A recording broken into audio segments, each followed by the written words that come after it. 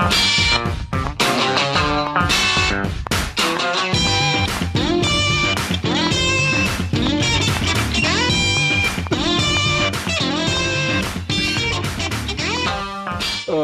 man, I have so much fun on this show. This is the most fun I have all week, is sitting here on Monday night talking poker with my poker pals. This is the Rec Poker Podcast, folks. Thanks for tuning in for another week. This is the Forums edition of the show. We're going to be talking strategy. So I got to start by thanking our sponsors, the wonderful folks at the Running Aces Hotel, Racetrack, and Casino. Without their support, we wouldn't even be here right now. So thanks to everyone there for the great job they do. I also have to thank our premium members, because most of what we do here is free. We're a largely volunteer-based organization, but that we really depend on the support of our premium members. That $15 a month doesn't sound like a lot to you. And let me tell you, it's a bargain compared to some of the other poker sites out there available, but it makes a huge difference to us. And even if you never come to the website, even if you never watch a video, even if you never join the book study or the study groups or the strategy discussions or the social events, if you enjoy the podcast and you like all the free stuff we put out on YouTube and all our live events and that kind of stuff, consider becoming a premium member and just dropping that $15 a month in to help us out. It sure does help us out a lot, and we really do appreciate the support from all our premium members. In case you don't know, my name's Jim Reed. I've got the best job in the world, like I said. I'm Bluffsterini in the home game and at Rec Poker Jim on Twitter. And if you want to find out about me or the rest of the wrecking crew, the magic makers around here, just go to rec.poker/crew, or you can listen up right now because you're going to meet a few of them right here on the air.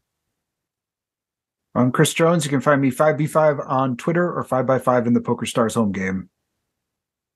I'm Rob Washam. You can find me as Rabman50 just about everywhere.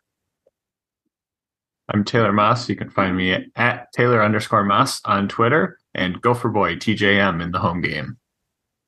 And I mentioned our premium members. One of the perks of being a premium member is every week you get to come join the panel here on the podcast for the Forums edition. If there's something that's interesting to you, a hand, a theory, a strategy, a spot, a forum post, feel free. We love it when premium members come to join us here on the show. Tonight, we're joined by Eric Anderson, longtime member and prolific forum poster himself. He's also very active in our Discord channel.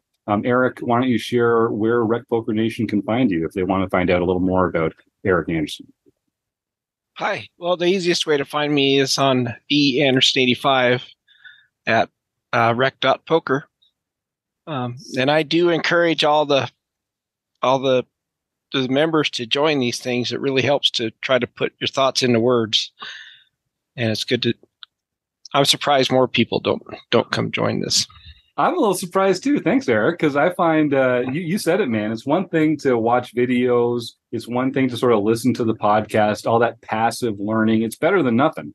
But if Joe Koulis was here, he'd give you a scientific explanation for why this is the case. But your brain, it works harder. It works more actively when you have to kind of put these things into your own words, when you have to use a different part of your brain for it. So my apologies to Joe Koulis. I think Joe Koulis might put a disclaimer on whatever was just described in that last few sentences too.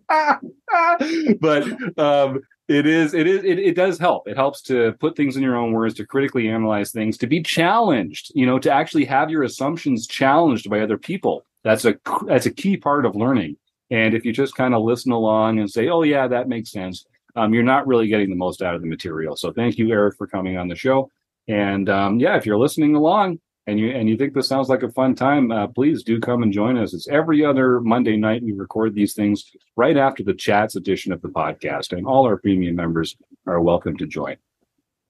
Another one of the perks of our premium membership is that you get to participate in the theme of the month. Every month we have a different theme, and those are brought to you by Chris Jones. Chris runs most of the training material that we put out here, and he's been doing it for a while. He's got it down into a groove.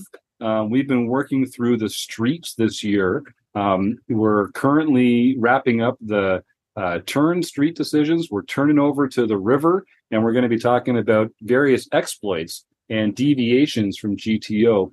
But don't take my word for it. Chris, why don't you explain kind of what you've been working on lately and what you decided to bring to the table tonight?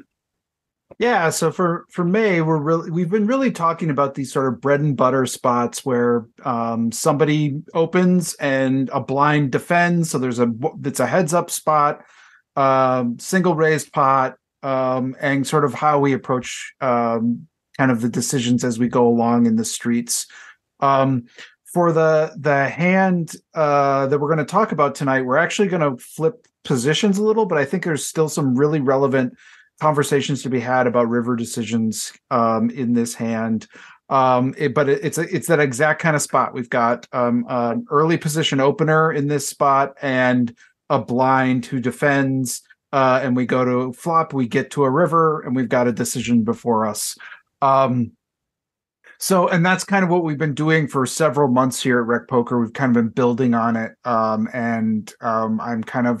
excited to wrap that up. And as you mentioned, in June, we're going to be talking about reads and exploits, which is also really interesting with this spot that we're going to talk about, because we're going to look at something, and spoiler alert, there's going to be some factors in here that are going to sort of like maybe weigh our decisions, and how much should they weigh our decisions. And that's something I'm going to be really curious to hear from this group as we talk about it. So, but with all that said, let's set the stage. Unless it looked like you had something to say, Jim. No, I was just going to say Okay. that's really a great point, because I feel like we study all this, we learn all this stuff, and then we get to the table when it comes to apply it. I think we all feel like we're pulled in all these different directions. Like, oh, I'm supposed to be worrying about this. I'm supposed to be factoring this in. How do we weigh these different factors? Yeah. I think that's one of the hardest things about poker, to be honest with you. It's kind of like for sure. knowing what to prioritize. And I see we're just being joined by Kim Pet Vet Kilroy, longstanding member of the Wrecking Crew as well. Kim, why don't you just pop in and tell folks where they can find you if they want to find out more about what you're getting up to. Sure. I'm Kim Kilroy. I'm Pet Vet 33 on most platforms, Fergie 56 in the home game. Thanks, Kim. All right, Chris, take us on. So Okay. you Yeah. So I'm going to talk about this spot before we get into any of the anything else that happens at the table. I'm just going to talk about it as a pure spot, and let's talk about let's get to the river and talk about what kind of decisions we'd make. And then I'm going to show a few seconds to the panel a clip of this. We're going to describe it. So if you're just listening, you get a kind of a picture of what we're seeing. And then we're going to talk about how that might change our decisions, if at all. Okay. So this is from the Inside the Mind of the Pros series, which I think is one of the it's my favorite series of kind of video content poker. I think it's a fantastic series. You can go back and watch many years of this. They come to the WSOP. They go to some other great series as well. This particular one is following a French pro named Francois Perrault. Maybe the Canadians will help me out. Pirrault. Is that Perrault? Oh, Perrault. Yeah, Perrault. Perrault? Yeah. I don't know. Oh, Perrault. okay. Yep. So, following Francois, we are in a 5K WSOP event here. There are 131 left, and there are 114 get paid. So we're getting down to it. And our hero, Francois, is sitting in the small blind, and has a very healthy stack. Has 75 big blinds in their stack. The opponent, who we're going to be our villain in this hand, I guess we'll call them, has 31 big blinds. There are some shorter stacks at the table, but not nobody's really getting down. And we've got a room full of people, so we're not quite sure where we're at. We're not quite at the bubble here. But so anyway, they open off of a 31 big blind stack, and it folds to us in the small blind, and we have king of spades, queen of spades, and we elect to flat. Fairly uncontroversial. We could 3-bet. We could try to bully our way through this, especially in this high leverage kind of spot. But I think this is a very typical hand, especially in the small blind, that we sometimes might flat with. And so that our hero elects to do so. And the flop comes 10 of clubs, 6 of spades, 3 of diamonds. So we've got 1 spade, fairly kind of irrelevant, not a flop that's going to hit a lot of any of our ranges, all that much. The under the gun player bets small, bets a 2 big blind after we check, and we call. And then on the turn, and he describes calling this because we've got the backdoor spades, we've got 2 overs, it's a very small bet. We can bully our way through this at this point because we have a lot of leverage in the spot. But we don't really need to think about that much because the turn is the king of diamonds. So again, we had a 10 of clubs, 6 of spades, 3 of diamonds board. Turn is the king of diamonds. We check and our opponent checks. So now we've reached a river. We've got this kind of marvelous looking hand, we think. And there's about 82K in the pot at this point, which is about 10, 11 big blinds. And we're sitting very healthy, and our opponent still has a decent chunk behind. And the river is the 10 of diamonds. So a final board of 10 of clubs, 6 of spades, 3 of diamonds, king of diamonds, 10 of diamonds. So there's a flush draw that has now gotten through. The 10 has paired. We're still sitting there with a very good king in our hand. This is where I want to kind of open it up before we look at what actually happened. What are your thoughts on if you might have played some of these streets differently, but let's just say we get to this spot, which I think is I think it's very reasonable to get to this spot this way. What are your thoughts now on this river here? So we check the flop out of position, and our opponent fires on 10-6-3. So they're doing that at a pretty high frequency, I think, with a large portion of their range. And that includes some 10s, like they're definitely doing it with their 10s, but they're also doing it with a bunch of air or, just a bunch of other hands. We're clearly calling there. That's uncontroversial. You've even got the backdoor straight and stuff, like you say. When the king of diamonds comes and we check, it does make sense for them to check back some of those hands that are now losing to a pair of kings, because we have some kings in our range there. So it's the 10. It's not necessarily. I don't eliminate the possibility of them having a 10 in their hand just because they check back the turn when the king comes. But until we make an action, they've still only made one aggressive action post flop, which is c-betting to a small size on a flop that they should c-bet a lot. So I don't think they can have, a set. I don't think they can have. Well, yeah, I don't know. I think they can still have a lot of value hands, but I don't think they have necessarily like a set that they would have continued with. So is the question whether we're going to lead out here or check? Those seem, obviously at this point, those are the only 2 options. Yeah, those are probably our 2 options here, other than to get up and leave, I guess. This game's hard.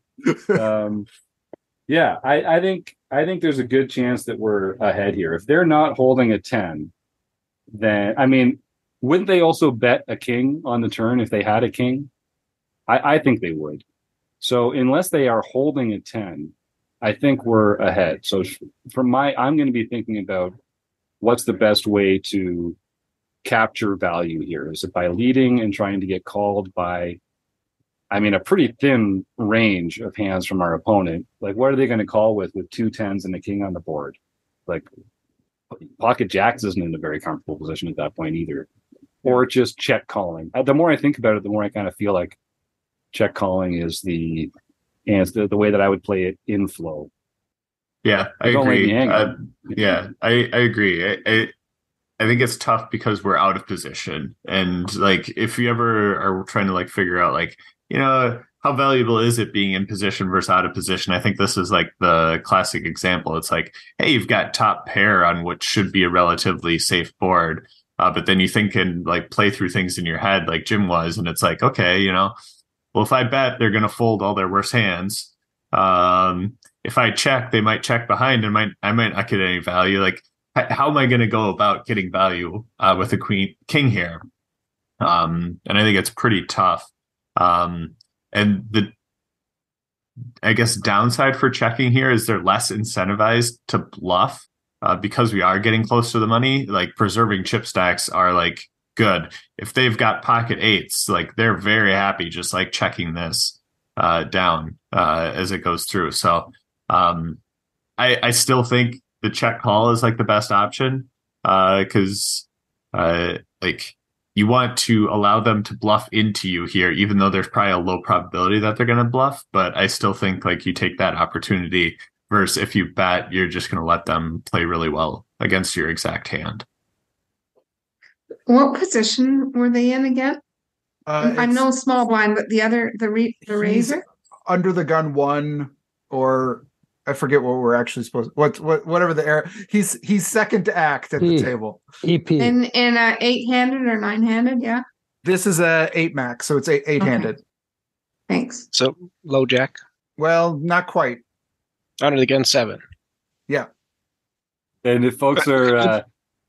Eric Jin has recently published a blog post at the Rec Poker blog, actually going over his because this happens all the time. This terminology about placement and position is so stupid. There's all this ambiguity about what position you're in. So, folks, head on over to the rec.poker/blog and check out Eric's article there. He did a great really job, nails a lot of this down. And I can't remember it, so I'm going to pull it up here on the side while we talk about this.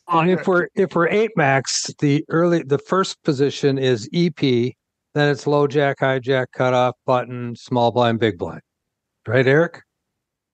Well, low jack is 6-handed, so it'd be under gun 7 if we're second to act. Yep. It's whatever's before the low jack. Yeah. That's what we're talking about here. I think the question. I think the question to ask here is what is he going to bluff? I mean, if he's got an ace, is he going to bluff? Does he have a busted straight? He's still got good showdown value. I don't know if he's going to bluff anything here, especially with ICM. Yeah. I mean, maybe he's going to bluff his really good. Like if he has the ace of diamonds, that seems like a really good bluff. So like ace queen with the ace of diamonds. That seems like a pretty good bluff candidate. We don't know if this player is the type to do that, but that's something that we're maybe trying to capture. Are they going to bet their weaker kings, or are they going to call their weaker kings? That's going to be player dependent, I think. I'm kind of struck by the flop itself, the texture. If you recall, we talked about C betting, and this looks like a texture where we should be over betting the flop, right? Our C bet should be, optimally, the solver would say that we should be betting this more. Now, he bet what? Quarter pot. Yeah, he bet really small. So he bet very, very small. So is this a recreational player? Is he a professional player? Where is this really tiny bet coming from? Mm-hmm. ICM is going to bring that bet size down. Like ICM is going to squish all that. Like if you talk about other situations where it's like normal situation should be an overbet, ICM is going to squeeze it down. Probably not to a quarter of sort of pot bet, but like, maybe overbet goes to 2/3 and, the larger sizings go to half. And then even like your like really small sizings probably go to like a single big blind. In these types of situations. So he bet really small in comparison to what the flop texture says a solver would tell you to do based on that flop texture. Mm-hmm. So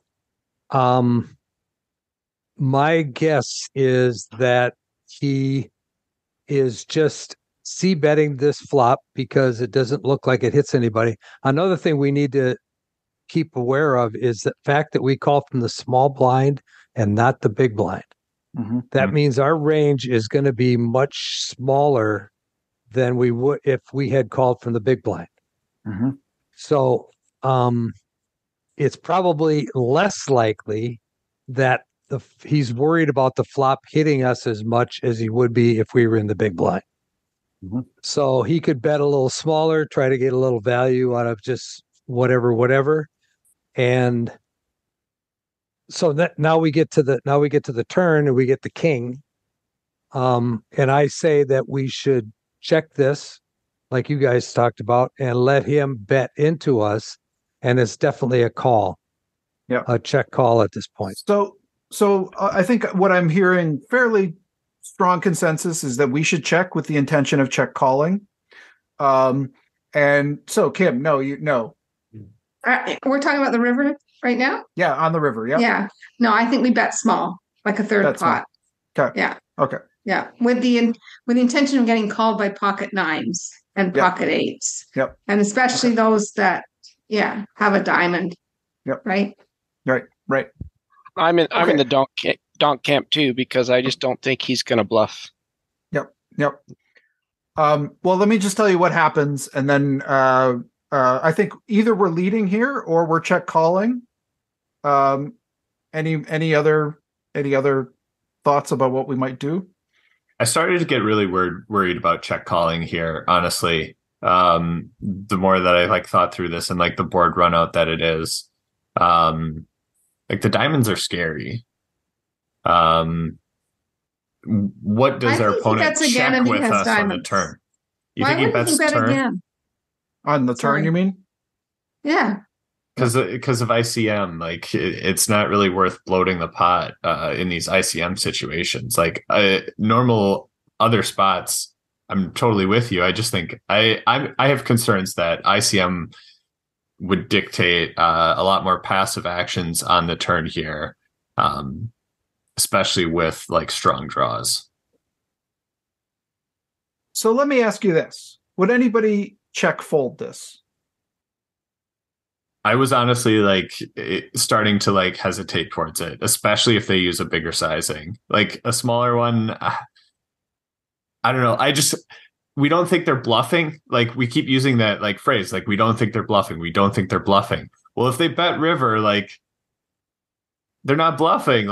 They've got strong hands. Maybe they've got ace 10. Maybe they've got the diamond draw that came in. I'm second guessing myself a lot here. This is why I say lead. We lead this river. I'm kind of flipping now. And we can always fold if we got raised. Right. Yeah. Right. Yeah, and that's part of it. If we lead, it's a lead. It's a bet fold, right? There's we're not calling any raises if we do. 100%. Yeah. It's hard to put him on a weaker king, because I feel like that king would probably bet the turn when the flush draw comes. And yeah, I get it. I think that does make a lot of sense too. I would check call diamonds. Smaller sizing, check fold to larger sizing. That makes sense to me as well. What were you saying, Rob? If he had diamonds, would he bet the turn? If he had the diamond flush draw? Sometimes, for sure. I know Taylor's saying because of ICM, he might just try to realize his equity, but that's depending on if a diamond comes. Yeah, I'd say he'd have to have exactly the ace 10 of diamonds to do that. Yeah. Where he's already hit the 10, bet it. Now a king comes, but his equity's kind of better, but now why get blown off if he gets raised, if he bets and gets raised, right? Well, and he can't have it. Well, no, he can't have ace 10 because 10 of diamonds is the river. 10 of diamonds. Right. I was talking about on the turn. On the turn. Okay. Right. Yeah. But yeah, you're right. Well, let me tell you what actually happens, and then we're going to talk about this a little bit more. So, our hero checks. The villain bets about 3/4 pot, and our hero folds. And he talks a lot about what we've talked about here, knowing that in theory land this is like a pure call. You're getting blown off the doors if you're folding this too often. But there's one particular spot of this hand that I want to talk about. This is the part where I want to show you this. Unless we want to talk about the decision before we jump into that, because I want to talk about one thing that he notices that helps him make this decision. So I'll just remind our listeners, we do put these episodes out on YouTube, and Chris is going to kind of share a short clip here. We'll describe it for our audio listeners, but do come check out the YouTube channel, and you'll benefit out of seeing the visual element of this as well. I will say it does feel like there's nothing about this action that makes me think, oh yeah, he definitely doesn't have a 10. This is very consistent with a 10. And if he doesn't have a 10, we're likely ahead, but there's still all sorts of ways we can do it. All right. So, and I'm not sharing the sound. So we're just going to kind of watch this. But I want you to look at the way. So this is villain. Villain's on our screen right now. We're looking at our villain, and we're going to watch the way that villain handles their chips, and talk about this a little bit. And I'm not going to play the whole clip because we got a time crunch. But so basically here, let's just watch how villain handles their chips. This is on the river. We've checked to them, and the decision is on our villain here.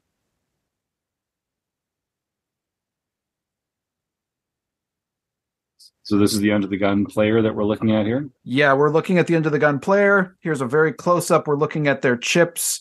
They put about 20,000 on the table. Now they put 40,000.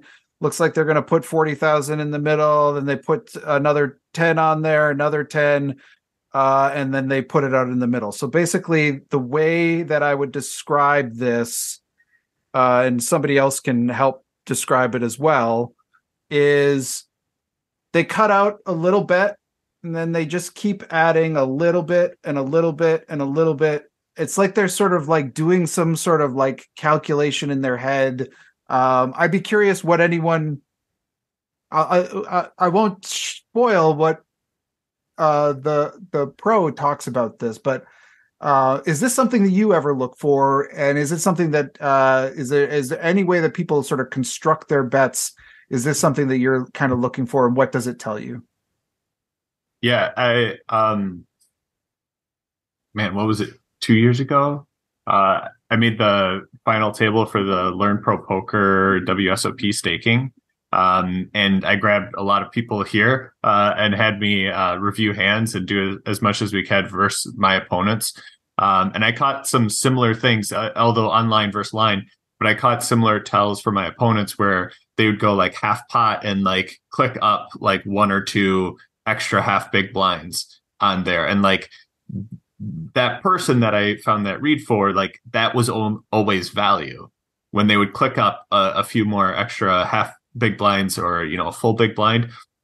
And then every time they went half pot, it was very conducive of a bluff, where they would just click the half pot and make that bet size. And to me, this kind of feels similar where it's like that opponent that I had that read on was like, okay, I've got this hand. Let's go up a little bit more. And it feels like that's what this opponent is doing, counting out chips, adding a little bit more, going a little like how much do I think I could get from a king here? Okay, I'd go here. Well, king, yeah, maybe an extra 10, 20,000 on top of here and then making their bet. It's very interesting. I've never like broken it down in live play, but like that was the first thing that came to my mind. It was like, hey, just keep adding an extra big blind on top there. Mm-hmm. It's kind of like a string bet where you put some chips out there and you look to see how they react, and then you add some more. Yeah, that's what I was going to say. Was he watching Francois's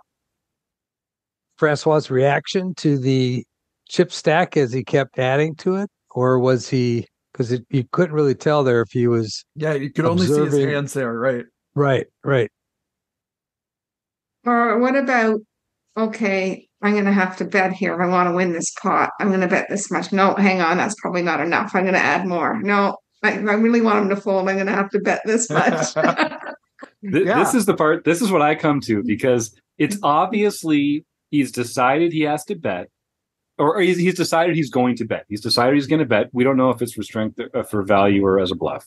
And then I agree with Taylor. He's sort of keying in on, okay, if my opponent has a king, how much will they call? Or how much do I need to put in for them to fold a king? This is the problem. This is why I have a problem with this as a tell, because all we know is that they're calibrating up their bet size, but we don't necessarily know that they're doing it for value as a bluff. There's an argument, I think, that says if it was a bluff, they would maybe just like start with a bigger size. You know what I mean? Because they don't want to give the impression, but I just, it seems like such a hard thing to really weigh, in the decision making process, because a lot of the other elements of the hand are saying this is a pretty standard call. I mean, and you can go watch the episode and see for yourself and hear the Francois's analysis of this.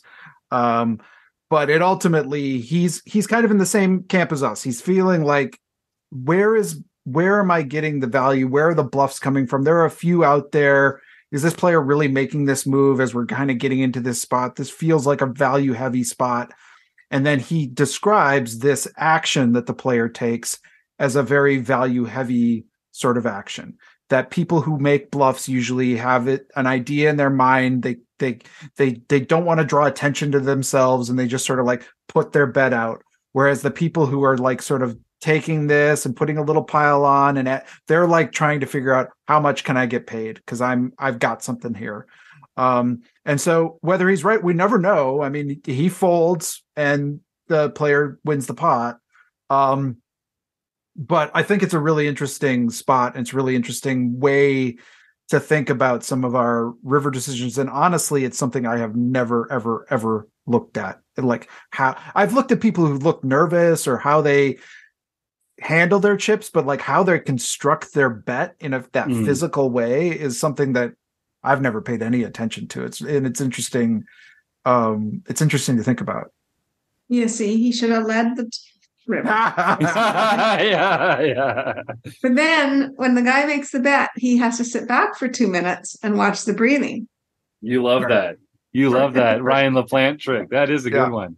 And I guess that but that doesn't solve the problem for me, because then a player who's going to bluff the river when checked to is also going to, at some frequency, bluff raise a blocker bet on the river too, right? Like, do we gain enough certainty that we're behind if we blocker bet and they raise? I don't know. I just feel like at this level, it's a 5K entry. Sorry? Still watch for 2 minutes. Yeah, that's true. That's true. That's a good point. And I mean, you could do this too, right? You could when you check and they bet, you could watch for 2 minutes and see if that pulse goes down. But I this is a problem I have with live poker, because I play a lot more online than I do live. And I never know, just because they're calibrating something, that doesn't necessarily tell me that they're calibrating for value or for a bluff. So I feel like this puts me in jail all the time. And this is where the exhausting part of poker comes in, because if you pay attention to showdowns and everybody else playing, you might catch that in another hand and have it in your pocket. But it's so hard to do that, especially for days on end. Oh, yeah. Yeah. Yeah, it's a cool spot, though, Chris. I like that. It just goes to show, I mean, I guess we don't know if it was or wasn't, but it goes to show that there's value to be had in like Eric is saying, in that careful observation of even the most minute elements of play. And I think it also goes, I mean, part of this, why I wanted to bring this is like, it's a big river decision. It's a big kind of spot, but it's also one of these where like, we know our theory, and then we're going to sort of adjust, right? We're going to make some adjustments and say, okay, this is whether we would lead or check call. You know, I think either one of those is probably probably a solver does a mix of those things. I haven't actually looked it up, but probably there's a mix there in some way, shape, or form. And I think probably either one is fine and correct. But I think a check fold is arguably pretty wrong here in theory land. Yeah, feels like it. But in a vacuum. But I think in this situation, based on the reads and sort of the situation that we're in, close to ICM, how many bluffs is this player really going to have in reality? And noticing the way that they handle their chips, I think it becomes a very interesting decision and a pretty, probably exploitive fold. Yep, it's a tricky one. I did pull up Eric Jin's blog post here. So folks, if you go to rec.poker/announcements/blog, because that's just such a super handy URL to remember, you will find one of the articles recently published by Eric Jin. And on a 9-handed table, Eric's theory is that stop counting back from the blinds, start counting forward from the button, and just you won't have to worry about this anymore. So for Eric, the 9-handed table positions are button, cutoff, hijack, low jack, MP, EP, under the gun, big blind, and small blind. And I do like it's just very clear. There's no under the gun +1, under the gun +2. You just start at the button and you work your way back. Button, cutoff, hijack, low jack, MP, EP, under the gun. And that does work well. And a little Easter egg, if you're an Eric Gin fan, Binkley in the Rec Binkley on Twitter and Com Binkley in the home game. If you're sitting 10-handed, the real under the gun seat he calls the hostage, which I really like. So go check that out. Check that out if you like. And he's got a diagram up there, and he's also got a 6 max variation that just makes it just very obvious for how to adjust from current terminology. So good work to Eric Gin for that. And I hope that we're able to adapt this in the poker world, because we need this. As you can see, there's all this ambiguity about table positions. So hopefully we can clear some of that up. So in this hand, the guy was actually EP then. I think that's right. Yeah. Because Francois was the small blind and he's 2 to his left. So he had to be the EP. There is no under the gun in an 8 max table. There you go. That's it. All right. Chris, any final thoughts before we roll on out of here? All right. Well, then this is another great example of just the tip of the iceberg. Some of the learning material that's available here at Rec.Poker. Come try out our premium membership and head on over to Rec.Poker/crew if you want to see more of these smiling faces and learn more about the magic makers here behind the scenes. So I got to thank again Eric Anderson, Rob Washam, Kim Kilroy, Taylor Moss, Chris Jones, and of course the Running Aces Hotel, Racetrack, and Casino, and you, the listeners. We couldn't do it without you, and we wouldn't even think about it. So thank you again. See you all next week.